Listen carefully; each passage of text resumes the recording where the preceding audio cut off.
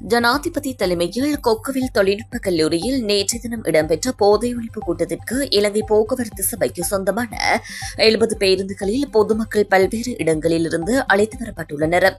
யாழில் ஜனாதிபதியின் போதை ஒழிப்பு தேசிய வேலை திட்டத்தின் ஒரு பகுதியாக முழு நாடுமே ஒன்றாக என்கின்ற தேசிய செயற்பாட்டை ஆரம்பிக்கும் முகமாக அகன்ற செல் என்கின்ற துணை பொருளில் யாழ்ப்பாணம் கொக்குவில் தொழில்நுட்ப கல்லூரியில் இடம்பெற்ற கூட்டத்துக்கே இவ்வாறு மக்கள் அழைத்து வரப்பட்டுள்ளனர்.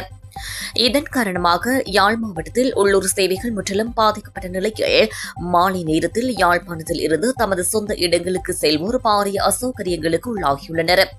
யாழ் மாவட்டத்தில் உள்ள இலங்கை போக்குவரத்து சாலைகளில் பேருந்து பற்றாக்குறைகள் இருக்கின்ற நிலையில் ஒரே தடவையில் இவ்வாறு அதிக பேருந்துகளை பொது நிகழ்வுகளுக்கு வழங்கியமை பொறுப்பற்ற செயல் என பாதிக்கப்பட்ட மக்கள் குற்றச்சாட்டுகளை முன்வைத்துள்ளனர்.